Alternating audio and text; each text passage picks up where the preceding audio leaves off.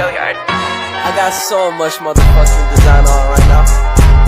Break it down, bring it back, make it clap. I got 3 old thoughts, new block, where that day. Bitches on my line, and you know. Assalamualaikum warahmatullahi wabarakatuh. Kami dari kelompok 3 akan mempresentasikan materi kami yang berjudul Database Security. Yang pertama yakni pengertian dari database. Database merupakan keamanan atau basis data, berbagai tindakan yang digunakan untuk mengamankan sistem manajemen database dari serangan siber yang berbahaya dan penggunaan yang tidak sah. Yang kedua, ada ancaman keamanan database. Apa saja ancaman keamanan database? Yakni ada 8. Yang pertama, ancaman orang dalam. Ancaman insider itu ada 3. Yang pertama, orang-orang yang jahat dengan niat buruk. Yang kedua, orang lalai dalam organisasi yang mengekspos database untuk menyerang melalui tindakan ceroboh. Yang ketiga itu ada orang luar yang memperoleh kredensial melalui rekayasa sosial atau metode lain dan mendapatkan akses ke kredensial database. Yang kedua itu ada kesalahan manusia, human error, kata sandi yang lemah, dan berbagai kata sandi penghapusan atau kerusakan data yang tidak disengaja dari perilaku pengguna yang tidak diinginkan. Masih menjadi penyebab hampir setengah mati pelanggaran data yang dilaporkan. Yang ketiga yaitu eksploitasi kerentanan perangkat lunak database. Penyerangan yang terus-menerus berusaha mengisolasi dan menargetkan kerentanan dalam perangkat lunak dan perangkat lunak manajemen database. Target yang sangat berbahaya, kerendahan baru ditemukan di setiap hari. Yang keempat itu adalah serangan injek SQL dan non-SQL. Apa ancaman SQL dan non-SQL? Yaitu ancaman khusus database melibatkan pengguna sewenang-wenang, non-SQL dan string serangan SQL ke dalam query database. Biasanya ini adalah query yang dibuat sebagai perluasan formulir aplikasi web atau perintah HTTP. Yang kelima itu ada serangan Butterflow. Apa itu Butterflow? Butterflow itu terjadi ketika sebuah proses untuk menulis sejumlah besar data ke blok memori dengan panjang tetap lebih dari yang diizinkan untuk disimpan. Penyerangan mungkin menggunakan kelebihan data disimpan di alamat memori yang berdekatan sebagai titik awal untuk meluncurkan serangan. Yang keenam itu apa itu serangan denial of service? Yakni dalam serangan itu penjahat dunia maya menguasai layanan target dalam hal service database untuk menggunakan sejumlah besar perintah palsu. Hasilnya adalah server yang tidak dapat menjalankan perintah.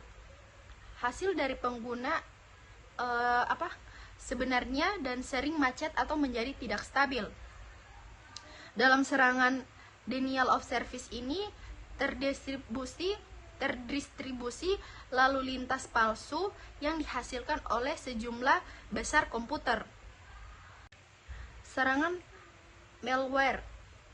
Malware itu merupakan perangkat lunak yang ditulis untuk memanfaatkan kerentanan atau membahayakan database. Malware dapat masuk melalui perangkat titik akhir ataupun yang terhubung ke jaringan database. Perlindungan malware penting pada titik akhir manapun, tetapi terutama pada server database karena nilai dari signifikasinya yang sangat tinggi. Dan yang terakhir itu ada 8 lingkungan TI yang terus berkembang. Nah, di TI itu ada 4.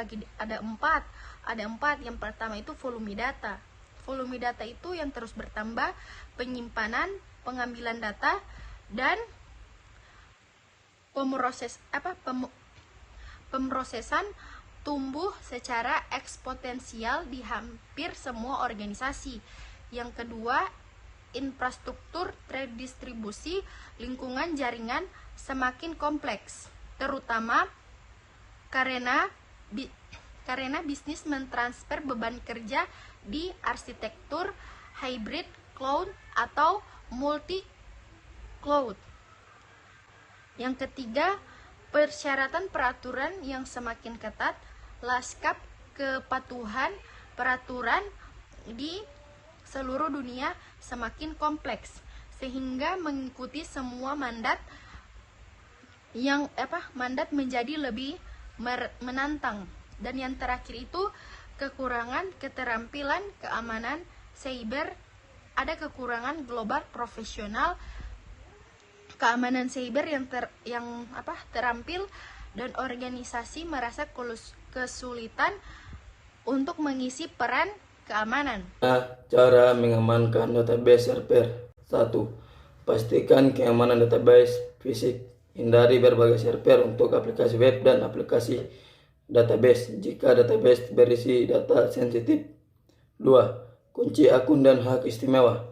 Sangat penting untuk memastikan bahwa setiap akun istimewa di server database dikonfigurasi dengan kata sandi yang kuat dan unik. Jika akun tidak diperlukan, akun tersebut harus kadaluarsa dan dikunci. 3. Pastikan patch server database secara teratur. Pastikan bahwa patch adalah yang terbaru. Manajemen tambahan database yang efektif adalah praktik keamanan yang penting karena penyerang secara aktif mencari kelemahan keamanan baru dalam database, dan virus serta malware baru muncul setiap hari. 4. Nonaktifkan akses jaringan publik. Organisasi menyimpan aplikasi mereka dalam database. Di sebagian besar skenario dunia nyata, pengguna akhir tidak memerlukan akses langsung ke database. Dengan demikian, kita harus memblokir semua akses jaringan publik ke server database, kecuali kita adalah penyedia hosting.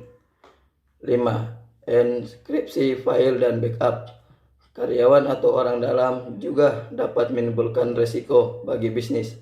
Selalu ada kemungkinan orang dalam yang jahat atau ceroboh akan mendapatkan akses ke file yang izin aksesnya untuk mereka miliki. Mengenkripsi data membuat tidak dapat dibaca oleh penyerang dan karyawan. Tanpa kunci enkripsi, mereka penyerang dan karyawan tidak dapat mengakses. Ini memberikan garis pertahanan terakhir terhadap intrusi yang tidak diinginkan. Enkripsi semua file aplikasi penting, file data, dan cadangan sehingga pengguna yang tidak sah tidak dapat membaca data penting. Oke, selanjutnya best practice keamanan database. Apa saja best practice dalam keamanan database? 1. Secara aktif mengelola kata sandi dan akses pengguna. Kata sandi yang kuat harus ditegakkan. Kata sandi harus diasingkan dan disimpan terenskripsi. Akun harus dikunci setelah beberapa upaya masuk. Akun harus ditinjau dan dinonaktifkan secara berkala jika staf pindah ke peran yang berbeda, keluar dari perusahaan, atau tidak lagi memerlukan tingkat akses yang sama. Yang kedua, uji keamanan database. Untuk memastikan pengujiannya komprehensif, libatkan prioritas etis atau layanan pengujian penetrasi yang diakui dalam pengujian keamanan. Penguji penetrasi memberikan laporan ekstensif yang mencantumkan kerentanan database, dan penting untuk menyelidiki dan memulihkan kerentanan ini dengan cepat. Jalankan uji penetrasi pada sistem database kritis setidaknya setahun sekali. Yang ketiga, gunakan pemantauan database real time. Secara khusus, pemantauan integritas file atau VIM dapat membantu kita mencatat semua tindakan yang dilakukan di server database dan mengingatkan tentang potensi pelan saat VIM mendeteksi perubahan pada file database penting. Pastikan tim keamanan diberitahu dan dapat menyelidiki serta merespon ancaman tersebut. Yang keempat atau yang terakhir, gunakan aplikasi web dan database firewall. Kita harus menggunakan firewall untuk melindungi server database kita dari ancaman keamanan database. Firewall database tidak akan menghentikan sebagian besar serangan aplikasi web, karena firewall tradisional beroperasi pada lapisan jaringan, sedangkan lapisan aplikasi web beroperasi pada lapisan 7 modul OSI.